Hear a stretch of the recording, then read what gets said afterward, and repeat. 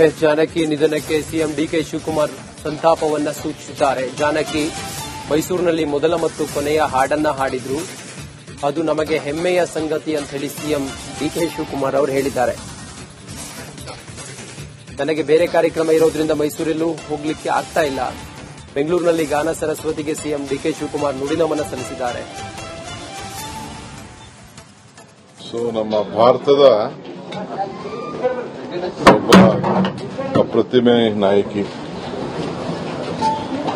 ಗಾನ ಕೋಗಿಲೆ ಅಂತೇಳಿ ಹೆಸರು ಪಡೆದಂತ ಜಾನಕಿ ನಮ್ಮ ಜೊತೆ ಇಲ್ಲ. 50 ವರ್ಷಗಳ ಕಾಲ ನಮ್ಮ ಸಿನಿಮಾ ರಂಗಕ್ಕೆ ಎಲ್ಲಾ ಭಾಷೆಯಲ್ಲೂ ಕೂಡ ಅವರು ಸೇವೆಯನ್ನ ಮಾಡಿದ್ದಾರೆ. ಒಂದು ನನಗೆ ಆಶ್ಚರ್ಯ ಏನಂದ್ರೆ, ನಿನ್ನೆ ಅವರ ಕುಟುಂಬದವರ ಹತ್ರ ನಾನು ಮಾತಾಡಿದೆ. ಫೈನಲ್ ಹೈದರಾಬಾದಿಂದ ಕಳೆದ 2 ವರ್ಷದಿಂದ ಬಂದು ಬೆಂಗಳೂರಿನಲ್ಲಿ, ಮೈಸೂರಿನಲ್ಲಿ ಅವರು ವಾಸವಾಗಿದ್ದರು. 40,000ಕ್ಕೂ ಹೆಚ್ಚು ಹಾಡುಗಳಿಗೆ ಅವರ ಧ್ವನಿಯನ್ನು ಕೊಟ್ಟಂತ ಏಕೈಕ ನಾಯಕಿ. ಆ ಕುಟುಂಬದ ಕೇಳಿದೆ, ನಿಮಗೆ ನಾನು ಚೆನ್ನೈಗೆ ಹೋಗಬೇಕು ಅಂದ್ರೆ ಅಲ್ಲಿ ಕಳಿಸ್ಕೊಡ್ತೇನೆ, ಇಲ್ಲಾಂದ್ರೆ ಹೈದರಾಬಾದ್ಗೆ ಹೋದ್ರೆ ಅಲ್ಲಿ ಕಳಿಸ್ಕೊಟ್ಟು ಏರ್ ಲಿಫ್ಟ್ ಮಾಡ್ಕೊಡ್ತೀನಿ ಅಂತ ಹೇಳಿ. ಅವರಿಲ್ಲ, ನಮ್ಮ ಅಜ್ಜಿದು ಕೊನೆ ಆಸೆ ಮೈಸೂರಿನಲ್ಲೇ ಇರಬೇಕು ಅಂತೇಳಿ ಇಲ್ಲಿಗೆ ಬಂದ್ರು ಅವರು ಅಂತೇಳಿ. ನಾನು ಸರ್ಕಾರದ ಗೌರವ ಜೊತೆಲಿ ಇವತ್ತು ಸುಮಾರು ಮಧ್ಯಾಹ್ನದವರೆಗೂ ಕೂಡ ನಮ್ಮ ಅಂತಿಮ ದರ್ಶನಕ್ಕೆ ಅಲ್ಲಿ ಮೈಸೂರಿನಲ್ಲಿ ಅವಕಾಶವನ್ನು ಮಾಡಿಕೊಡ್ತಾ ಇದ್ದೀವಿ. ಅದಾದ ಮೇಲೆ ಸರ್ಕಾರದ ಗೌರವದೊಂದಿಗೆ ಅವರಿಗೆ ಗೌರವವನ್ನು ಸಲ್ಲಿಸುವಂತ ಕೆಲಸ ನಮ್ಮ ಡಿಸ್ಟಿಕ್ ಮಿನಿಸ್ಟರು ಇವತ್ತು ಗುಲ್ಬರ್ಗಾಗೆ ಹೋಗಿದ್ರು, ಯತೀಂದ್ರ ಅವರು. ಅವ್ರು ನಾನು ರಿಕ್ವೆಸ್ಟ್ ಮಾಡಿದೆ, ನೀವು ಕ್ಯಾನ್ಸಲ್ ಮಾಡಿ ಗೌರವವನ್ನು ಸಲ್ಲಿಸುವಂತ ಕೆಲಸ ಮಾಡಬೇಕು ಅಂತೇಳಿ ಅವರು ಅಲ್ಲಿ ಭಾಗವಹಿಸ್ತಾ ಇದ್ದಾರೆ.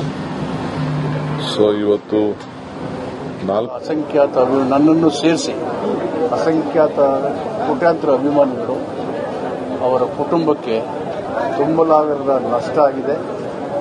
ಮತ್ತೊಬ್ಬ ಜಾನಕಿ ಅಮ್ಮವ್ರನ್ನ ಕಾಣೋದು ಕಷ್ಟ, ಆದರೆ ಅವರ ಸಂಗೀತ ಸೂರ್ಯಚಂದ್ರ ಇರೋ ತನಕನೂ ಜಾನಕಿ ಅಮ್ಮ ಜೀವಂತವಾಗಿ ನಮ್ಮ ಮೆದುಳಿನಲ್ಲಿ, ನಮ್ಮ ಕಿವಿಗಳಲ್ಲಿ ಜೇಂಕಾರನ ಯಾವಾಗಲೂ ಮುಳುಗಿಸ್ತಾನೆ ಇರ್ತಾರೆ ಅಂತ ಹೇಳಿ ನಾನು ನನ್ನ ಶ್ರದ್ಧಾಂಜಲಿಯನ್ನು ಅವರಿಗೆ ಅರ್ಪಿಸ್ತೇನೆ.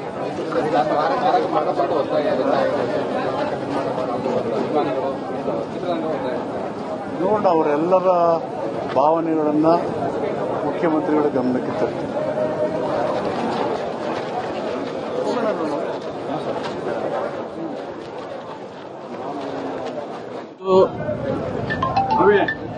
ಕನ್ನಡ ನಾಡಿನ ಮತ್ತು ಇಡೀ ದೇಶದ ಸಹೃದಯರಿಗೆ ಮತ್ತು ಇಡೀ ದೇಶದ ಜನರಿಗೆ ಒಂದು ದುಃಖದ ದಿನ. ಕಾರಣ ಏನು ಅಂತಂದ್ರೆ, ನಮ್ಮನ್ನ ಸುಮಾರು 50-60 ವರ್ಷಗಳ ಕಾಲ, ನನ್ನನ್ನ ವೈಯಕ್ತಿಕವಾಗಿ ನೋಡಿದ್ರೆ 60 ವರ್ಷಗಳ ಕಾಲ ನಾನು ಎಸ್ ಜಾನಕಿ ಅವರ ಹಾಡುಗಳನ್ನ ಕೇಳಿಕೊಂಡು ಬೆಳೆದಿರೋನು. ಅಂತಹ ಒಂದು ಪವಿತ್ರ ಚೇತನ ಇವತ್ತು ನಮ್ಮನ್ನೆಲ್ಲ ಬಿಟ್ಟು ಅಗಲಿರತಕ್ಕಂಥದ್ದು ಕಲಾಲೋಕಕ್ಕೆ, ಸಾರಸ್ವತ ಲೋಕಕ್ಕೆ ದೊಡ್ಡ ಲಾಸ್ ಅಂತ ಹೇಳಲಿಕ್ಕೆ ಬಯಸ್ತೇನೆ. ನನಗೆ ವೈಯಕ್ತಿಕವಾಗಿ ನೆನಪಿಗೆ ಬರೋದೇನು ಅಂತಂದ್ರೆ, ಬಯಲುದಾರಿ ಸಿನಿಮಾದ ಬಾನಲ್ಲೂ ನೀನೆ ಭುವಿಯಲ್ಲೂ ನೀನೆ ಈ ಹಾಡಿದೆಯಲ್ಲ, ಇದು ನನ್ನ ಜೀವನದಲ್ಲಿ ಒಂದು ದೊಡ್ಡ ತಿರುವನ್ನ ಕೊಟ್ಟಂತ ಹಾಡು. ಯಾಕೆಂತಂದ್ರೆ, ನನ್ನ ಪತ್ನಿ ದಿವಂಗತ ವಿಜಯ ಮಹೇಶ್ ಅವರು, ನಾನು ಈ ಹಾಡನ್ನ ಹಾಡ್ತಿದ್ದೆ, ಈ ಹಾಡನ್ನ ಕೇಳಿ ನನ್ನ ಜೊತೆಗೆ ಪ್ರೇಮಾಂಕುರಾಗಿದ್ದು, ಈ ಹಾಡನ್ನ ನಾನು ಹಾಡ್ತಿದ್ದೆ, ಜೊತೆಗೆ ಮೌತಾರ್ಗನಲ್ಲಿ ನುಡಿಸ್ತಿದ್ದೆ. ನನಗೆ ಪ್ರಿಯವಾದಂತ ಹಾಡು. ನನ್ನನ್ನ ವಿಜಯ ಮಹೇಶ್ ಅವರನ್ನ ಜೋಡಿಸಿದಂತ ಹಾಡು, ಈ ಹಾಡನ್ನ ಹಾಡಿದವರು ಎಸ್ ಜಾನಕಿ ಅವರು. ಆ ಕಾರಣಕ್ಕೆ ಈ ದಿನ ನನಗೆ ವೈಯಕ್ತಿಕವಾಗಿ ದೊಡ್ಡ ಲಾಸ್ ಅಂತ ಅನ್ಸುತ್ತೆ. ಆದ್ರೂ ಸಹ ಅವರ ದೇಹ ಇವತ್ತು ನಮ್ಮನ್ನೆಲ್ಲ ಬಿಟ್ಟೋಗಿರ್ಬೋದು. ಅವ್ರು ಆಡಿರ್ತಕ್ಕಂಥ ಲಕ್ಷಾಂತರ ಹಾಡುಗಳು